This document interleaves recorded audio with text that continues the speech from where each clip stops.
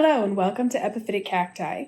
Today we're going to have a look at Schlumbergera lutea, subspecies Lutea. Now there's a few Schlumbergera lutea subspecies radii on the table here, but we're just going to kind of briefly look at and talk about those. As most people who have watched this channel before know, I have done other videos about Schlumbergera lutea subspecies radii, it being one of my favorites and also a nemesis of mine. First and foremost, we can get into the endangered status. IUCN-redlist.org has the endangered status here listed as endangered.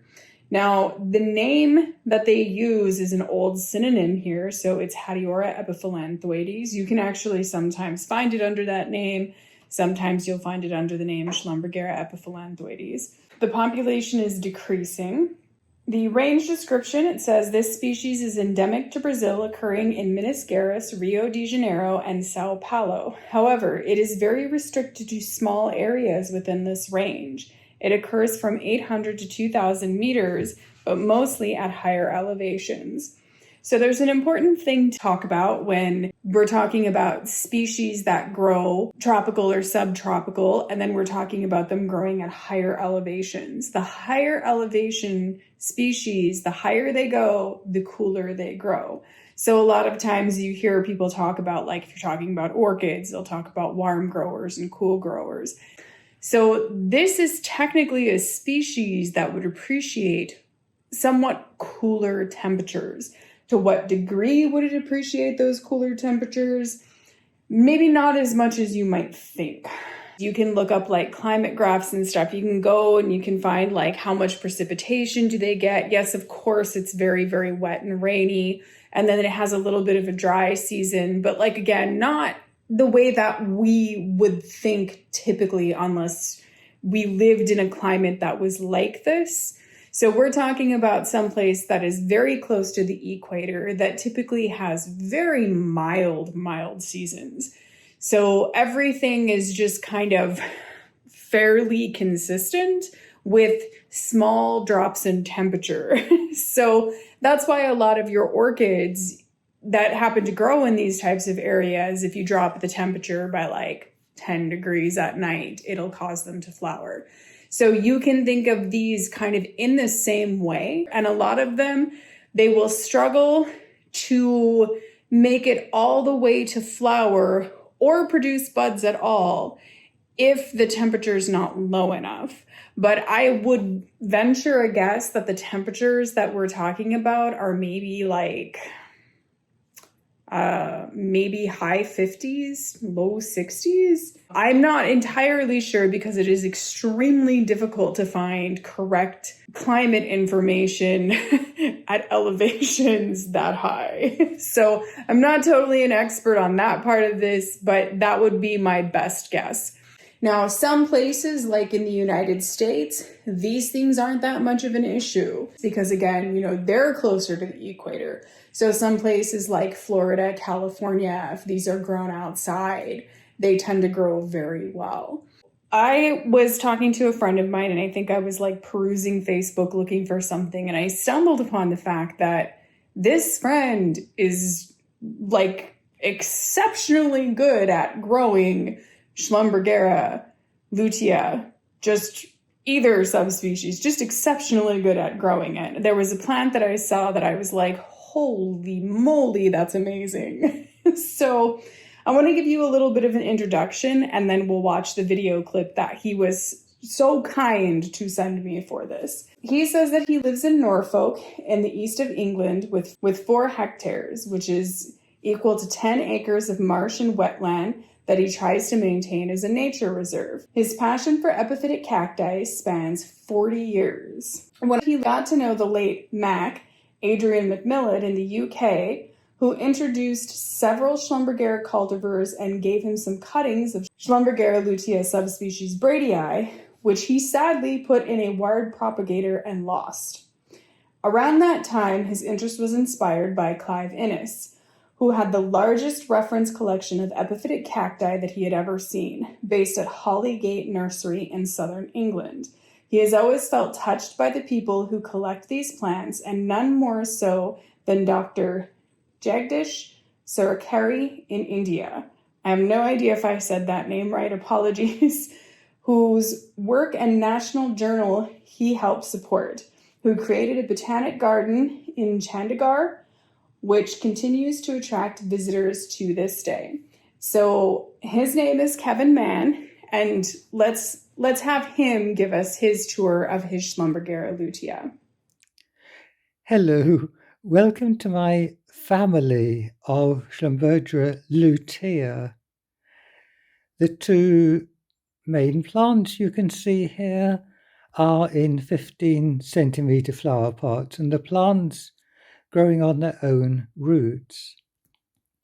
This one is sometimes called Casa 1000 clone, and it's interesting with me to see how the morphology of the clade. I'll try and zoom in, and I think you can quite clearly see here how some are like triangular with little notches in, and others are really quite different in shape.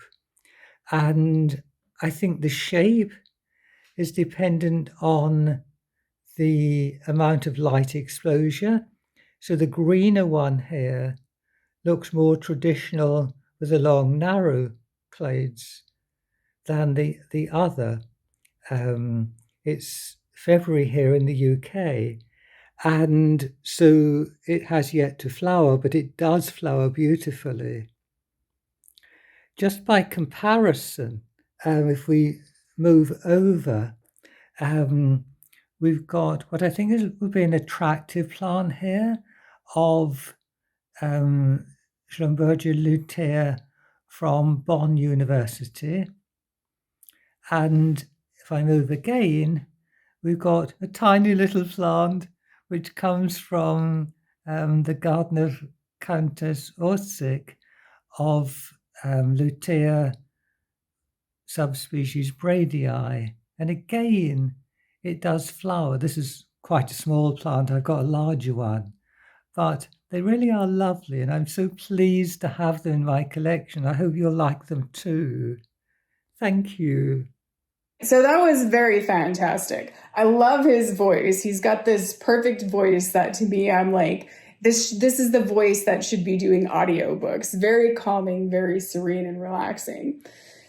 So what I want to talk about now is he is cultivating in a conservatory. Most of us are not lucky enough to have conservatories, and some epiphytic cacti, unfortunately, have a reputation of a species that you could only cultivate in a conservatory or greenhouse-like setting. We've looked at all kinds of things on this channel. You could grow these probably in your IKEA greenhouse cabinets or something similar fairly easily. You might struggle with the cooler temperatures to get them to bloom, but it is possible to grow them. They are beautiful, whether they have flowers or not.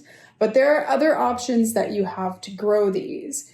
And this is one thing that I will definitely say is that a lot of people get so scared of growing these types of species because they come with a lot of warnings. This plant has been historically kind of difficult to obtain in cultivation, but it has gotten a lot easier in the United States. There is a gentleman who sells this quite prolifically on eBay, but he actually sells subspecies bradii. I haven't seen him sell subspecies lutea yet. And then Witten's greenhouses in the United States started selling subspecies lutea. So mine have actually come from all over the place. Some of them I've got from the United States, some of them came from Europe. It's just not that difficult to get them anymore. So I don't know if I would be too nervous about that. I think that what we want to talk about here mostly is just how you could potentially grow this.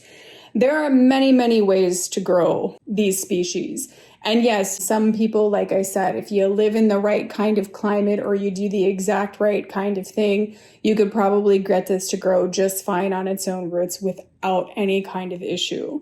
That is not most people, though. Most people have struggled a lot with this plant. I spend a lot of time on Facebook, and you see posts and people are like, oh, that's so beautiful. I wish I could grow it. I've killed it 5 times already. While it may be easy for you, it might not be easy for someone else. And we always have to remember that everyone has different growing conditions. Like I live in Minnesota. I've got a heater that has to run all winter long. And so I have these huge fluctuations where it can get massively dry. And this is one of those weird things that people don't realize, that cold in Minnesota is a lot colder than most places. So Minnesota is probably one of the coldest states in the United States. So it's not like your furnace or your heater is running like some of the time. It's like constant kind of thing to heat your house through the window. So the air is very dry. You can get spider mites. You can have all kinds of problems. And the thing that this species does not like is having any kind of fluctuations going on around its root system. So what most people experience with this species is either they try to root it from cutting and it rots, or they get it rooted and it's okay for a little while and then it rots, or it's okay and then suddenly one day it just decides to drop all of its clades. And like these are the experiences that you might have. Some of the species, they are quite known for this phenomena that they call crashing. And so it's something where it might just grow just fine for a year, maybe 2 years, and then all of a sudden it will just totally crash. So this is a species that you may want to have backups of, and you may want to have growing in multiple different ways so that you always kind of have a backup. Well, just like some people might look at this and be like, this is kind of excessive. Do you really need that many of them? But like I kind of love having my little forest of these in my windows and stuff. That's a cool thing about living in Minnesota. I can put these in my windows like this. So I can put them in my windows like that. And because it's cooler near the windows, like right now, that hygrometer says it's 62 degrees Fahrenheit near that window. So they get a little bit of that drop in temperature through the winter time, which is beneficial for them. I also tend to keep my house a little bit on the cold side because I do have some of these cooler type species. I just try to keep it just a little bit colder. So instead of setting my thermostat to like 72 degrees Fahrenheit, I set it to 68 degrees Fahrenheit, which also helps keep my basement a little bit cooler. Different ways that you could potentially grow this that might be easier for you. You can grow it grafted. So you can grow it grafted on a lot of different things. So here you can see there is this one, which is grafted on a Schlumbergera truncata clade. And this is one of the ones that came from Witten's greenhouses. You can see their tag. And it grows very, very well. And you can grow it grafted on Perskeriopsis. So these were grafted on Perskeriopsis, and I grafted the ones that are grafted on Perskeriopsis myself. Grafting for some people might seem kind of challenging. I will say, give it a shot. It might not be as challenging as you think. Like, I had never grafted before in my life, and I didn't think it was all that bad. Now we're going to look at the dark side of grafting. So something happens with grafting that most people, you probably are not prepared for until it happens. So the problem with grafting is what happens when the plant gets too long that the graft, like it actually, the clades start landing in the soil.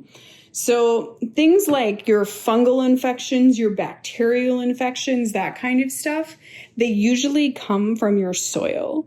And so having the clades sitting in the soil and then, will end up causing like fungus and a spread. So how do you deal with that?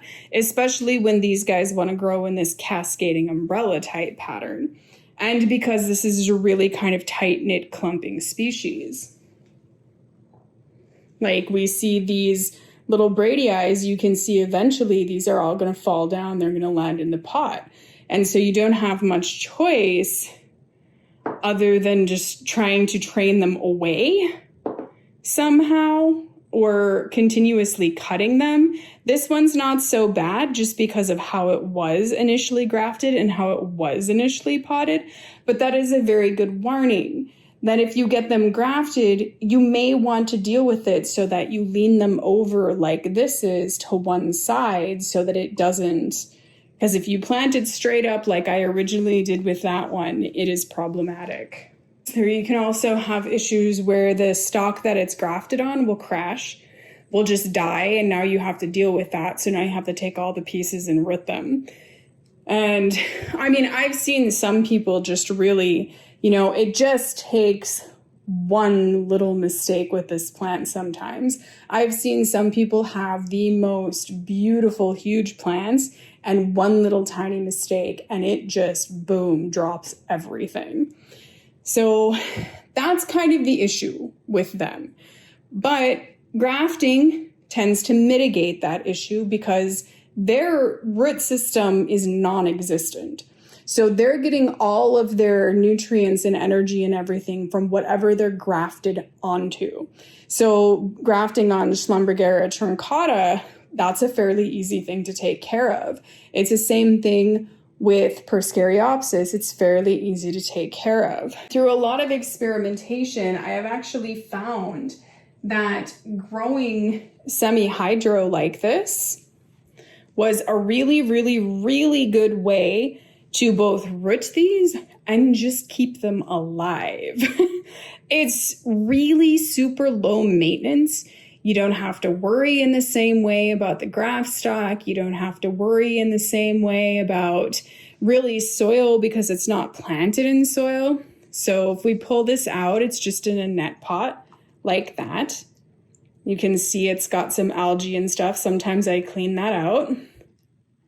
And you can see all of those little roots that kind of just ventured down in there, and there will be roots all throughout the pot and everything. And it'll just grow that way.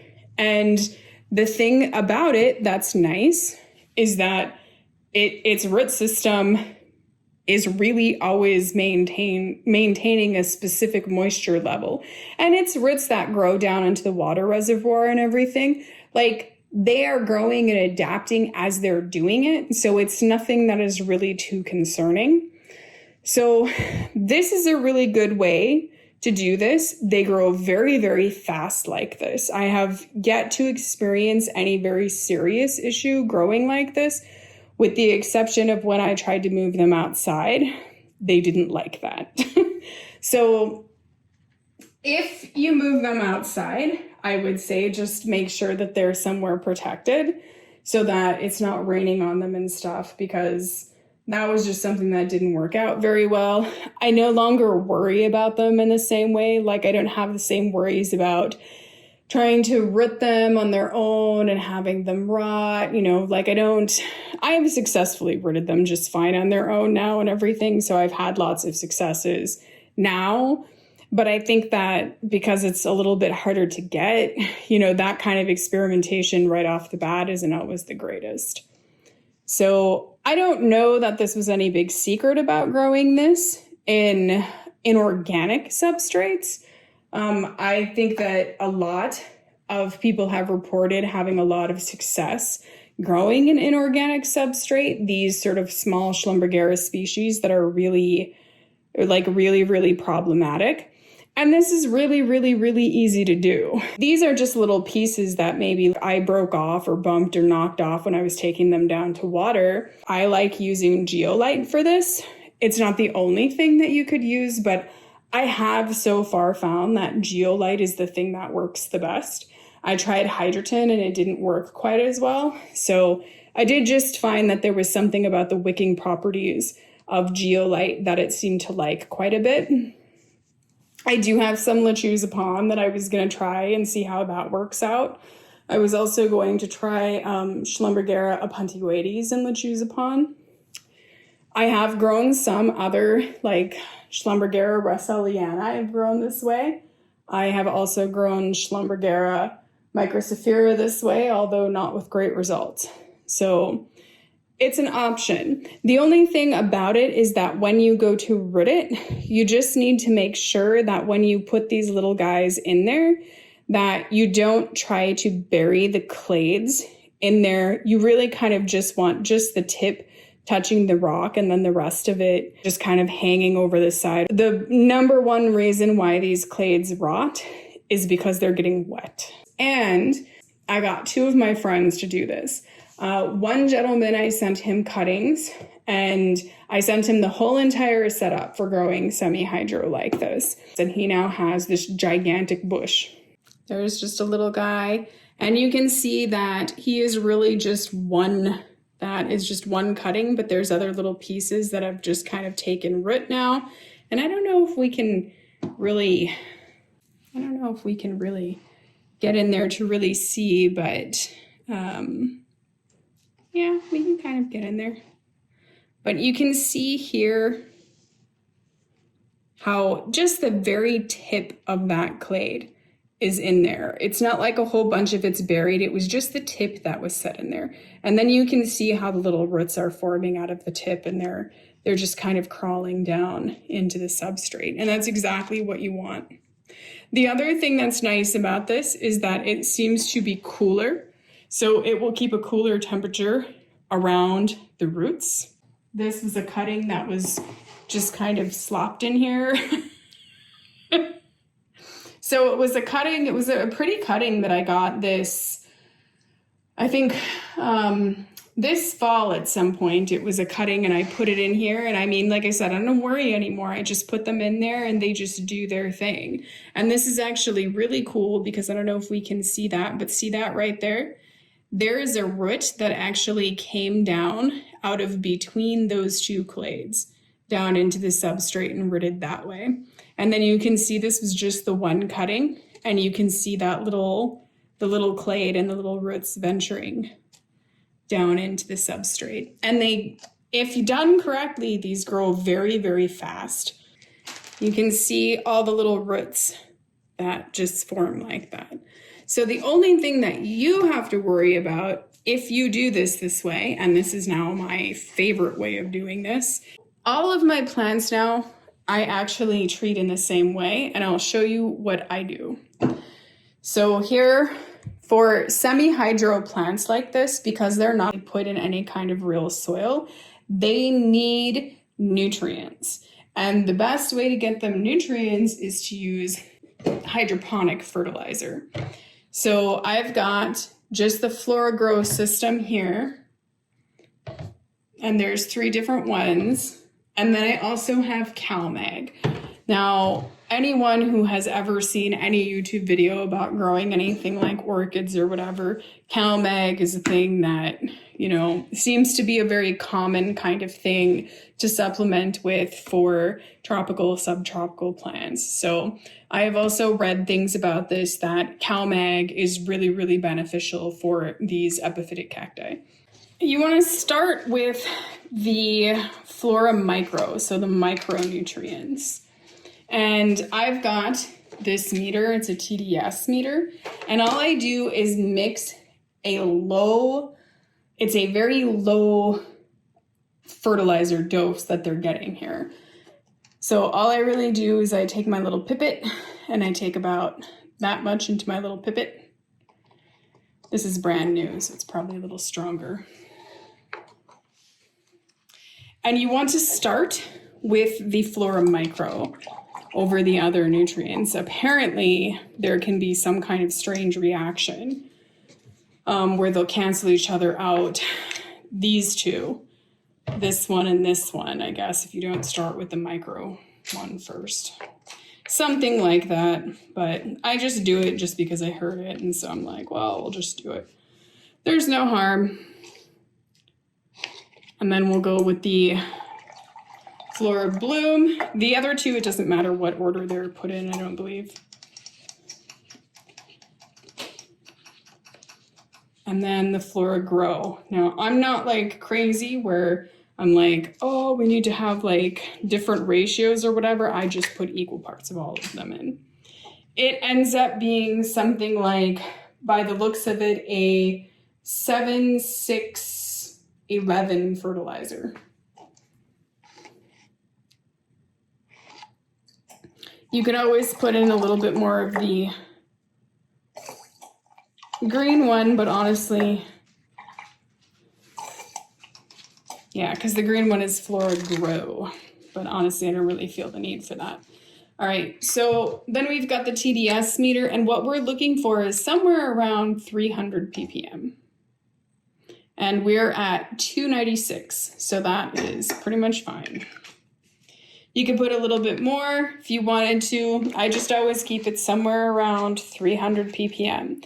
And I don't just deal with the hydroponic, the semi-hydro plants like this. I actually give this same fertilizer to everyone. Oh, this isn't even open.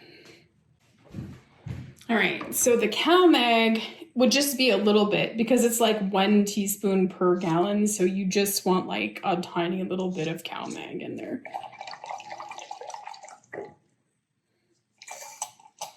And the Cal-Mag should barely even register in terms of like your parts per million, your solids here. Yeah, registered more than I thought. It's now at like 330, which again is just fine. You just want somewhere around 300. I do not stress too much about this. Like if it's 250, fine. If it's 400, fine. You know, just somewhere around 300. You would have to get, I think, pretty high to cause too much damage, but that's all I really do. And sometimes I completely empty these out. So sometimes I'll take whatever solution is in there, empty it out, flush them, you know, and fill up the reservoir with brand new solution. And you might be wondering, like, what is the difference? Like, how come I'm not just using regular fertilizer, like granular fertilizer or time release fertilizer? I'm sure they do make those in like in a hydroponic way, but I think that what I like about the hydroponic fertilizers, these liquid ones, and I think there's actually powder ones that you can get too, which some people like more than the liquid ones, mostly because it's more bang for your buck. But this fertilizer is available to the plants immediately. Most fertilizers are formulated in a way that they have to interact in some way with the bacteria and everything in the soil to actually break down that fertilizer to make it so that the plant can actually use the fertilizer. So if in some way maybe your soil isn't that healthy and you're using like time release fertilizer or granular fertilizer or whatever, your plants may not actually be getting as much nutrients as you might think. And I think because most of the epiphytic plants here, they don't get repotted all that frequently. Their substrate eventually kind of breaks down and stuff. So I typically really just like giving very low doses of this hydroponic fertilizer every time I water. They're like, if they go outside, I'll probably start foliar feeding them, but inside, that's just kind of how I handle things for the most part. So, and just all of them. But any of these are viable options if you don't have a conservatory or you don't live in a place where you could grow this very easily. Some of these, like these ones that are growing on the Schlumbergera, that are grafted on the Schlumbergera truncata, you still have some of the same worries about the Schlumbergera truncata. I will say that Schlumbergera are actually very prone to getting spider mites, which is something that you don't think of typically. You know, when you think of cacti, you're not like, oh, they would get spider mites. They definitely can and do get spider mites.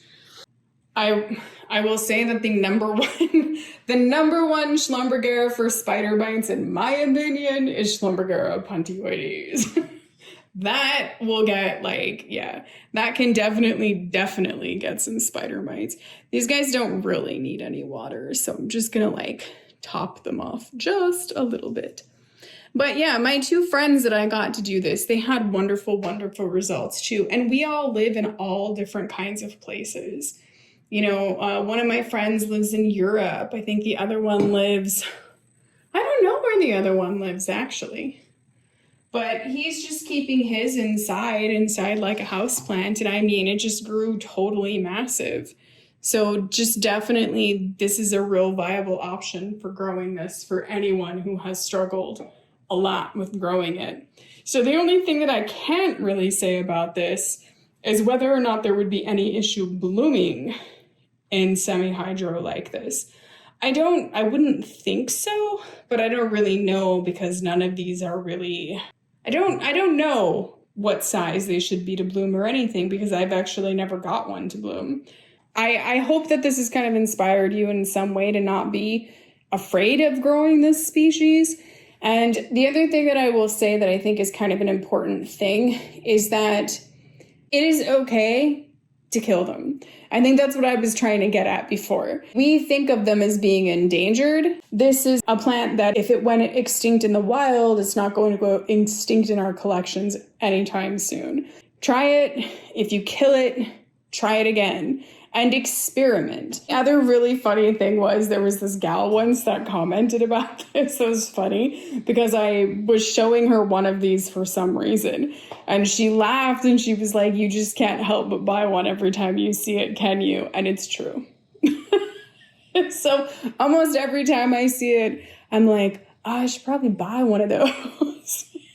Even though I already have so many. And then the other thing about it is I guess like, it is doing really, really well in the terrarium mounted as well. So in that kind of environment, if you have a terrarium, it might be a great addition mounted. And you can get at least Schlumbergera Lutea subspecies bradii from Andy's orchids mounted. I hope that you really enjoyed Kevin Mann's video. I know that I did. I definitely enjoyed seeing a Schlumbergera Lutea be big and mature and gorgeous and see what it would look like if I had a conservatory. And make me super jealous that I still don't have one.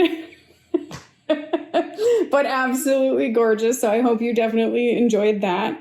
And I hope that you've enjoyed looking at different options for growing this species inside. Thank you for watching. And as always, happy cacti growing.